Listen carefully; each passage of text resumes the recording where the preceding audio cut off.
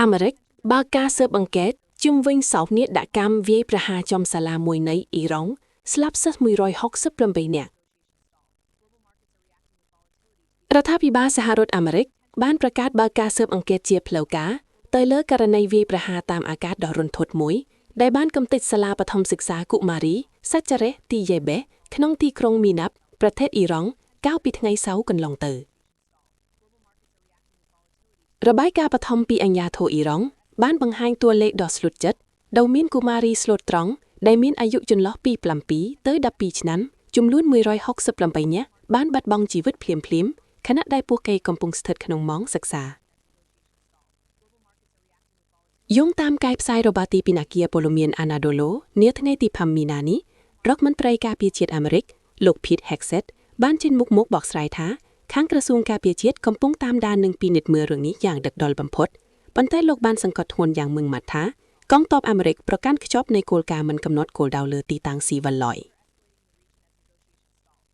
ទោះបីជាមានការបកស្រាយបែបនេះក្តីក៏អភិបាលក្រុងមីណាប់លោកមូហាម៉ាត់រ៉ាត់មៀបានបញ្ជាក់យ៉ាងច្បាស់ថាគ្រាប់បែកបានធ្លាក់ចំកណ្ដាលអគារសាលារៀនពេញទំហឹងដែលក្រៅពីអ្នកស្លាប់ក៏នៅមានសិស្សស្រីចំនួន95នាក់ផ្សេងទៀតបានរងរបួសយ៉ាងធ្ងន់ធ្ងរនិងកំពុងស្ថិតក្នុងស្ថានភាពសង្គ្រោះបន្ទាន់រដ្ឋាភិបាលក្រុងតេហេរ៉ង់បានចោទប្រកាន់ចំទៅលើសហរដ្ឋអាមេរិកនិងអ៊ីស្រាអែលថាជាអ្នកនៅពីក្រោយឧក្រិដ្ឋកម្មសង្គ្រាមដ៏សាហាវឃោរឃៅមួយនេះផ្ទុយទៅវិញកងទ័ពអ៊ីស្រាអែលបានឆ្លើយតបថាខ្លួនមិនបានដឹងឬមានប្រតិបត្តិការណាមួយនៅក្នុងតំបន់កើតហេតុនាពេលនោះឡើយការបដិសេធនេះកំពុងត្រូវបានមជ្ឈដ្ឋានអន្តរជាតិជជែកដេញដោលយ៉ាងខ្លាំងព្រោះកន្លងមកអ៊ីស្រាអែលធ្លាប់បានបដិសេធការវាយប្រហារស្រដៀងគ្នានេះរួចទើបសុខចិត្តទទួលស្គាល់ឬកែប្រែលទ្ធផលស៊ើបអង្កេតរបស់ខ្លួនវិញនៅពេលដែលមានភស្តុតាងចាក់ស្ដែងលេចឡើងសោកនាដកម្មដ៏ធំធេងនេះកំពុងក្លាយជាចំណុចរបបថ្មីមួយក្នុងចំនួនឆ្នាំ2020ដែលធ្វើឲ្យគំហឹងរបស់ប្រជាជនអ៊ីរ៉ង់ឆេះសន្ធោសន្ធៅកាន់តែខ្លាំងនិងអាចជំរុញឲ្យមានការសង្សឹកកាន់តែសាហាវពីសំណាក់កងឆ្មាំងបដិវត្តន៍អ៊ីរ៉ង់ខណៈដែលរូបភាពនៃកំទេចកំទីសៀវភ័ណ្ឌនិងការបបរៀនសិស្សក្នុងគំនរបាក់បែកកំពុងត្រូវបានចែកចាយពេញពិភពលោកអង្គការសហប្រជាជាតិក៏បានបង្ហាញការព្រួយបារម្ភយ៉ាងខ្លាំងនិងអំពាវនាវឲ្យមានការបង្ហាញការពិតឲ្យបានឆាប់បំផុតដើម្បីផ្ដល់យុត្តិធម៌ដល់ជនរងគ្រោះដែលជាកុមារស្លូតត្រង់ទាំងនោះឡើយអ៊ុយក្រែនបញ្ជូនជំនាញការយោធាទៅមជ្ឈិមបូព៌ាដើម្បីជួយទប់ទល់ការវាយប្រហារពីដ្រូនអ៊ីរ៉ង់ល្បិតប្រទេសខ្លួនឯងក៏កំពុងមានសង្គ្រាមជាមួយរុស្ស៊ីដែរនោះប៉ុន្តែប្រធានាធិបតីអ៊ុយក្រែន Volodymyr Zelensky បានអះអាងថាប្រទេសរបស់លោកកំពុងបញ្ជូនក្រុមជំនាញការផ្នែកយោធាទៅកាន់តំបន់មជ្ឈិមបូព៌ាដើម្បីធ្វើប្រឹក្សានិងរៀបចំផែនការទប់ទល់នឹងការវាយប្រហារដោយមីស៊ីលក៏ដូចជាដ្រូនពីសំណាក់អ៊ីរ៉ង់ព្រោះដ្រូនរបស់អ៊ីរ៉ង់គឺជាប្រភេទ Shahed ដូចគ្នាទៅនឹងដ្រូនដែលរុស្ស៊ីយកមកវាយប្រហារអ៊ុយក្រែនសារព័ត៌មាន The Hill បានដកស្រង់សំណេររបស់លោក Zelensky បង្ហោះលើបណ្ដាញសង្គម X កាលពីថ្ងៃពុធទី4ខែមីនាដែលសរសេរថាលោកបានចាត់តាំងរដ្ឋមន្ត្រីការបរទេសរដ្ឋមន្ត្រីការពារជាតិទីភ្នាក់ងារស៊ើបការសម្ងាត់និងលេខាធិការនៃក្រុមប្រឹក្សាសន្តិសុខជាតិនិងការពារជាតិអ៊ុយក្រែនឲ្យបង្ហាញជំរឿសនានាសម្រាប់ជួយដល់បណ្ដាប្រទេសដែលពាក់ព័ន្ធនិងធ្វើជំនួយតាមវិធីដែលមិនធ្វើឲ្យការការពារខ្លួនរបស់អ៊ុយក្រែនចុះខ្សោយលោកបន្តថាត្រឹមប៉ុន្មានថ្ងៃប៉ុណ្ណោះអ៊ីរ៉ង់បានបាញ់បង្ហោះមីស៊ីលគ្រប់ប្រភេទជាង800គ្រាប់និងដ្រូនវាយប្រហារជាង1400គ្រឿងគឺដ្រូននិងមីស៊ីលរបស់អ៊ីរ៉ង់នេះហើយដែលជាការគំរាមកំហែងចម្បងដល់ការធ្វើនាវាចរដោយសេរីបណ្ដាលឲ្យតម្លៃប្រេងផលិតផលប្រេងនិងហ្គាសលើពិភពលោកបាត់បង់ស្ថិរភាព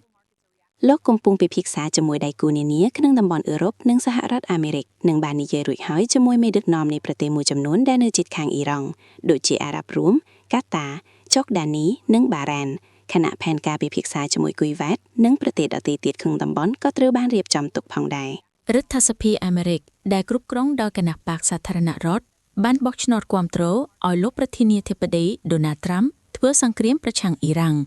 ដែលបិទក្រុមអ្នកប្រជាធិបតេយ្យខិតខំរារាំងយ៉ាងណាក៏ដោយតាមការផ្សាយរបស់ Reuters នៅថ្ងៃប្រសិទ្ធបត្តិទី5ខែមិនិនាឆ្នាំ2026រដ្ឋសភាអាមេរិកបានបោះឆ្នោតក្នុងសម្លេង53ទល់នឹង47ដើម្បីទោសចោលសេចក្តីសម្រេចស្តីពីអំណាចសង្គ្រាមដែលព្យាយាមបង្ខំឲ្យលោកត្រាំបញ្ឈប់ប្រតិបត្តិការយោធាប្រឆាំងអ៊ីរ៉ង់ប្រសិនបើគ្មានការយល់ព្រមពីសភាការបោះឆ្នោតផ្ដល់សេចក្តីទុកចិត្តដល់ប្រធានាធិបតីរូបនេះបានបង្ហាញពីឯកភាពផ្ទៃក្នុងរវាងរដ្ឋបាលលោកត្រាំនិងស្ថាប័ននីតិបញ្ញត្តិហើយជាបរាជ័យដ៏អាម៉ាស់សម្រាប់ក្រុមអ្នកប្រជាធិបតេយ្យ គណៈបកប្រជាធិបតេយ្យបានព្យាយាមខ្លាំងណាស់ក្នុងការប្រើច្បាប់ដើម្បីតម្រូវឲ្យលោកត្រាំចាំបាច់ត្រូវសុំការអនុញ្ញាតពីសភាសិនរត់ពេលចង់ប្រើកម្លាំងទ័ពធំៗប៉ុន្តែព្រឹទ្ធសភាបានរារាំងដូច្នេះលោកត្រាំនៅតែមានអំណាចពេញលេញក្នុងការបញ្ជាឲ្យវាយប្រហារអ៊ីរ៉ង់តាមយុទ្ធសាស្ត្ររបស់ខ្លួនដដែលអ្វីដែលជាការចាប់អារម្មណ៍គឺថាលោក Rand Paul មកពីគណៈបកសាធារណរដ្ឋជាសមាជិកតែម្នាក់គត់នៃបកកាន់អំណាចដែលបោះឆ្នោតប្រឆាំងលោកត្រាំខណៈលោក John Fetterman មកពីបកប្រជាធិបតេយ្យជាសមាជិកតែម្នាក់គត់នៃបកប្រឆាំងដែលបោះឆ្នោតគាំទ្រលោកត្រាំជុំវិញរឿងនេះសមាជិកព្រឹទ្ធសភាបកសាធារណរដ្ឋលោក Jim Rees មកពីរដ្ឋ Idaho ដែលជាប្រធានគណៈកម្មាធិការទំនាក់ទំនងការបរទេសនៃព្រឹទ្ធសភាបានលើកឡើងថានេះមិនមែនជាសង្គ្រាមដែលអូសបន្លាយជារៀងរហូតនោះទេហើយតាមពិតទៅវាក៏មិនមែនជិតនឹងคล้ายជាសង្គ្រាមបែបនោះដែរសង្គ្រាមនេះនឹងបញ្ចប់ទៅវិញយ៉ាងឆាប់រហ័សបំផុតប្រភព Reuters បដិសេធព័ត៌មានដែលថាខ្លួនឲ្យអាមេរិកបង្កើបមូលដ្ឋានទ័ពក្រសួងការបរទេសថៃបានចេញសេចក្តីថ្លែងការណ៍ភ្លឺការមួយដើម្បីបញ្ជាក់ថា